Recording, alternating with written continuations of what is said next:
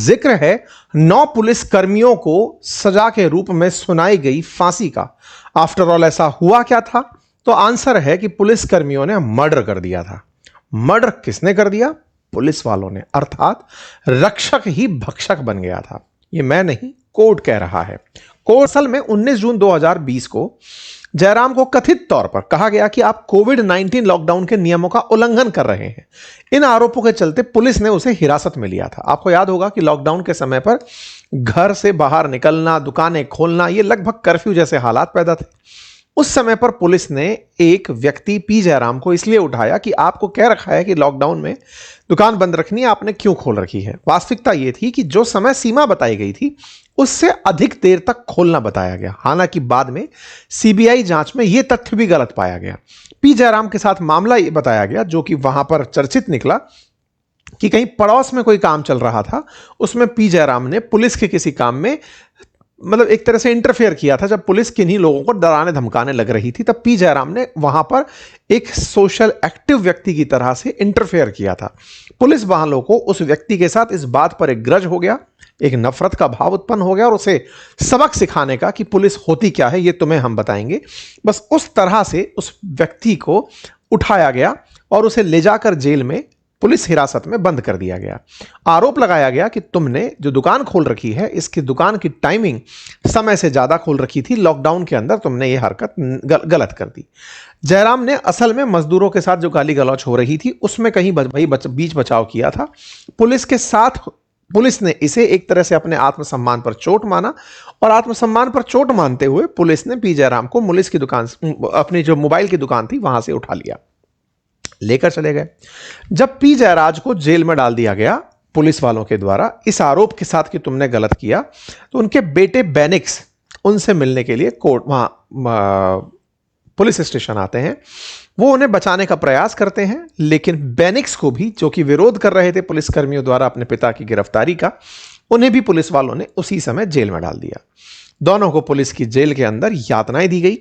Police के द्वारा इन्हें यातनाएं देने के साथ साथ इन्हें इतना बेरहमी से पीटा गया कि इनके कपड़ों में खून की स्थिति बनकर आई। खून से सने कपड़ों को बदलने के लिए परिवारजनों को कहकर नए कपड़े मंगवाए गए, दूसरे कपड़े मंगवाए गए कि दूसरे कपड़े लाओ, इन्हें न्यायिक हिरासत में पेश करना है, न्यायालय के सामने लेकर जाना है। फिर इन्हें न्यायालय के सामने ले जाया गया, फिर वहां से इन्हें न्यायिक हिरासत में भेजने की बात पता चलती है। इन दोनों को जो पुलिस हिरासत में पीटा गया, अगले दिन इनकी ब्लीडिंग्स नहीं रुकी, इनके शरीर से लगातार खून रिस रहा था, और इस बहते खून के चलते इनकी इस गिरफ्तारी के अगले 3 दिन के अंदर मौत हो जाती है। पुलिस के द्वारा दी गई यातनाओं के चलते कोरोना काल में जब यह घटना हुई, जब पूरी तरह लॉकडाउन चल रहा था, लोगों को जब यह बात पता चली तो लोगों के अंदर रोष फूट पड़ा। पुलिस के खिलाफ लोगों के मन में जो द्वेष था, 23 तारीख को तो जयराम के सीने में दर्द की शिकायत हुई और उनकी मौत हो गई, और दोनों ही 3-4 दिन के अंदर अंदर मतलब मृत्यु को प्राप्त हो गए। फिर धीरे धीरे जनाक्रोश उत्पन्न हुआ। प्रारंभिक कार्रवाइयों के रूप में पुलिस के ऊपर प्रेशर क्रिएट किया गया। तत्कालीन रूप से पुलिस के कार्रवाइयों को, पुलिस के जो अधिकारी थे उन्हें सस्पेंड किया गया। सरकार ने इस विषय पर सख्ती से काम करने का प्रयास किया।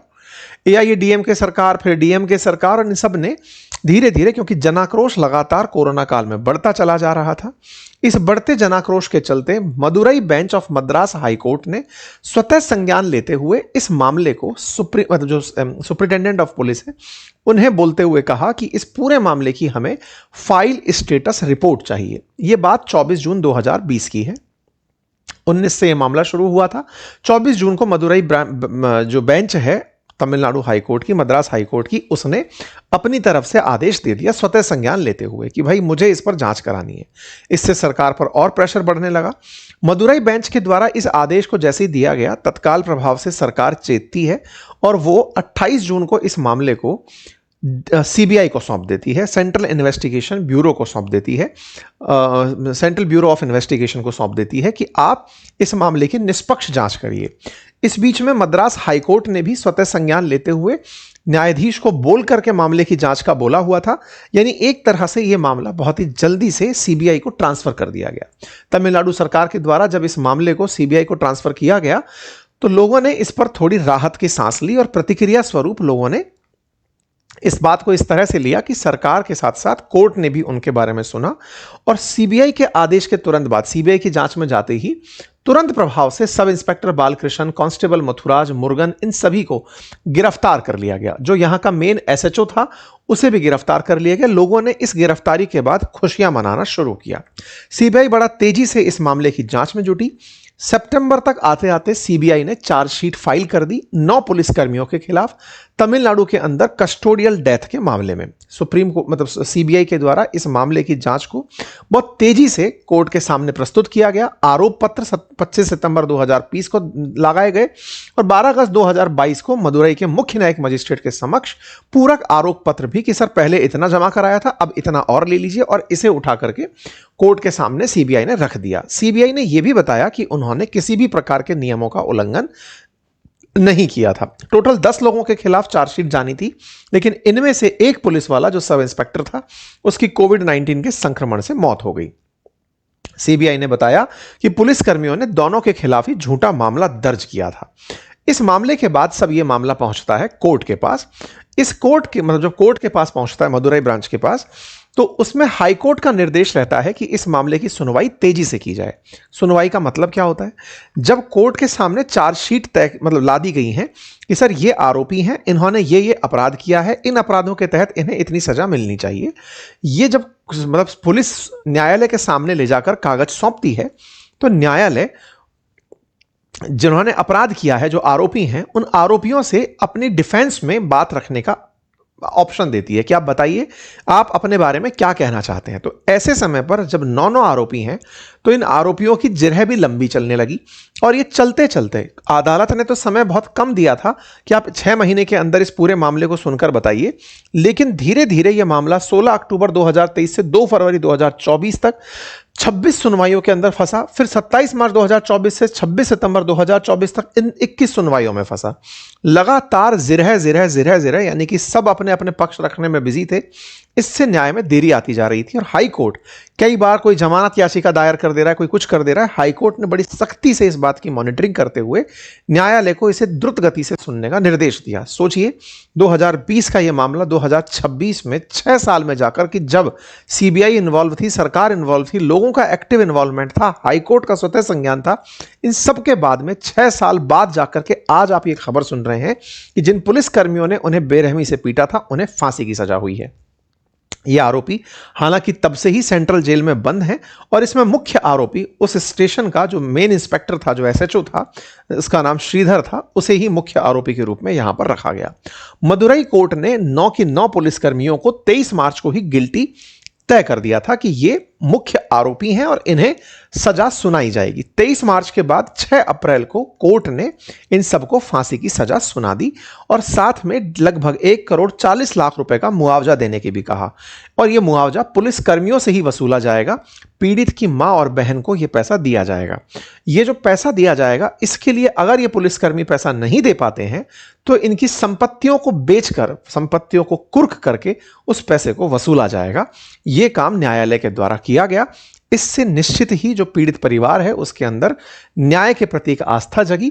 मानवीय गरिमा के उल्लंघन के इस मामले में निश्चित ही कोर्ट ने भी एक नया मैंडेट स्थापित किया और उन्होंने इसे एक दुर्लभ मामला करार दिया। इस पूरे मामले के अंदर 9 पुलिसकर्मियों में, जिसमें एक इंस्पेक्टर और एक सब इंस्पेक्टर शामिल थे, उन्हें फांसी की सजा सुनाने का आदेश दिया। इसे एक ऐतिहासिक लैंडमार्क डिसीजन करार दिया गया।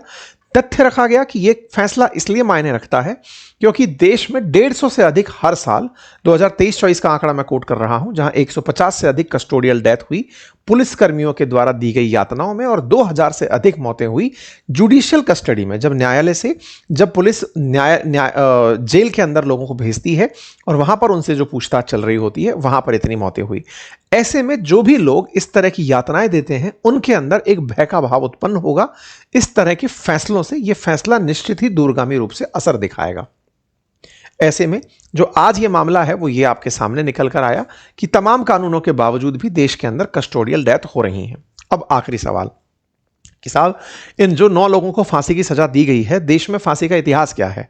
फांसी का इतिहास नहीं, केवल एक फैक्ट जान लीजिए कि 2020 से लेकर 26 के बीच में अब तक कोई फांसी नहीं हुई है। इसका मतलब जिनको फांसी की सजा अभी हुई है, क्या ये बच सकते हैं? इनके पास विकल्प क्या है? अब इसको ऐसे समझिए, चूंकि मदुरई कोर्ट के द्वारा फैसला दिया गया है, तो इस मामले की अभी जो फैसला है यह भी अभी कंफर्म होने हाईकोर्ट के पास जाएगा। हाईकोर्ट सारे तथ्यों का, चार्जशीट का फिर से एक बार ब्यौरा विश्लेषण तैयार करेगा और वो अगर सही पाएगा तो यह फांसी की सजा को बरकरार रखा जाएगा। लेकिन इस सजा में हाईकोर्ट के अंदर ही डबल बेंच के अंदर आवेदन का अधिकार होगा।